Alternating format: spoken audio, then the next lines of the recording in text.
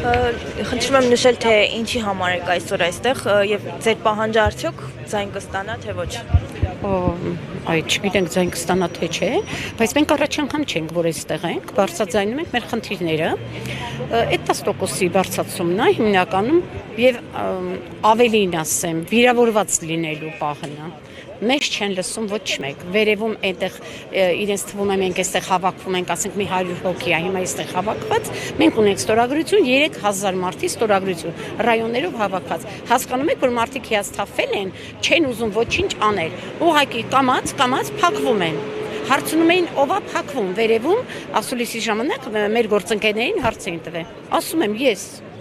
18 տարվա գործունեությունից կասեցնում եմ։ Սուրմալու տոնավաճառ Իրինա Ասատրյան ներկայանում եմ 18 տարվա։ Ինձ ասում են հետո ինչ եք անելու, ասում եմ ինչ եմ անելու, հացադուլ եմ հայտարարում, որովհետև 42800 դրամով թոշակառուն չի կարող ապրել։ Ես հիմա թոշակառու եմ։ Եվ գիտեք հետաքրքիրը որն է, որ այնտեղ երբ որ խոսում են ու ասում են 7 տարի մենք մնացել ենք նույն դասարանում, այսպեսի բաներ են խոսում, մարդս նայում ու հիասթափվում, այս ինչ կառավարություն ունենք, ումից ինչ ենք էլ պահանջում։ Եվ վերջապես մանրածախը դա բիզնես չի, ինքնազբաղվածություն է։ Չի կարելի գրել մի օրենք, որը դրվի եւ մանրածախի վրա, եւ միջինի վրա, եւ խոշորի վրա, եւ գյուղտնտեսության վրա, եւ սնունդի վրա, հա։ Եվ այնտեղ չգիտեմ, նույնիսկ խաղալիքների վրա չի կարելի, այդպեսի բան չի լինում, այդ տեսակորենքը չի գործելու։ Մենք պատրվում ենք դա ասելով, լսող չկա։ Դուք օրինակ ինչ որ վնասներ կրել եք այս ժամանակահատվածում, ինչ հարկերը բարձրացվել են։ Իհարկե, երամսեք ենք հիմա փակելու, բայց եթե ես չկրեի, ինչի եմ փակվում։ Ջանա 18 տարվա գործունեություն մենք աշխատում ենք արդեն ոչ թե 0-ի, այլ ուղղակի ոչինչ չունենալու եւ այն սպասումը, որ գեղեցիկ մի օր գալու է 1 միլիոն տուգոն են, որովհետեւ մենք համաձայն չենք անելու իրենց այդ հաշվետվությունները, գույքագրումները չենք անել, որովհետեւ մենք ունենք ապրանքներ, որ կներեք զալեր կոչվածն է դա, այն աստատկա կոչվածն է, դա գույքագրման հնարավոր չի։ Եվ վերջապես այստեղ գոյություն ունի մարդկային գործոնը, ոնց ուզում եք հաշվեք, արվելու է դա սխալ։ Ոնց ուզում եք հաշվեք։ Պետք է ընդունենք հաշվապահ, պետք է վերցնենք հաշվապահական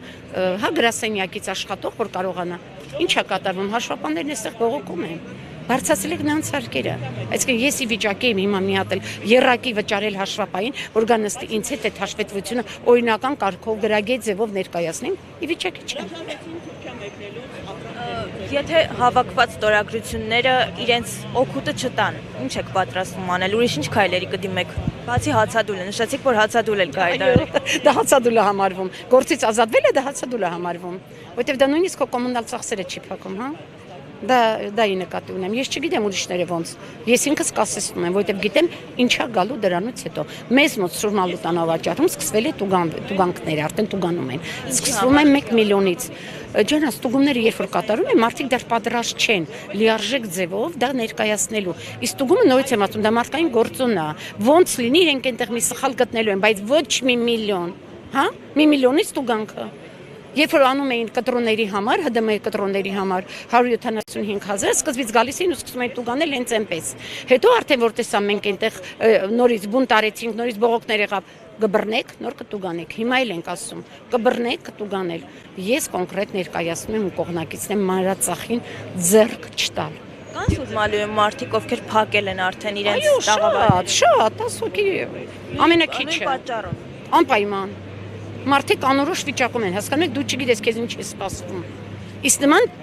տգետ օրենքի տակ աշխատել անհնար է։ Տպավորություն չլինի, ես ուզում եմ ուղղակի հասկանաք, տպավորություն չլինի, որ մինչև այս կառավարությունը օրենքներ չեն գրվել, փոփոխություններ չեն եղել են, գրվել են։ Մենք ընդունել ենք դա, եթե ինչ-որ խնդիրներ ունեցել ենք, դիմել ենք կառավարությանը, միասին վերլուծել ենք, միասին բերել ենք այն բալանսին, որ կարողանա բիզնեսը գոյատևել։ Բայց սա աբսուրդ է։ Սա ես չգիտեմ ինչ ենք անելու։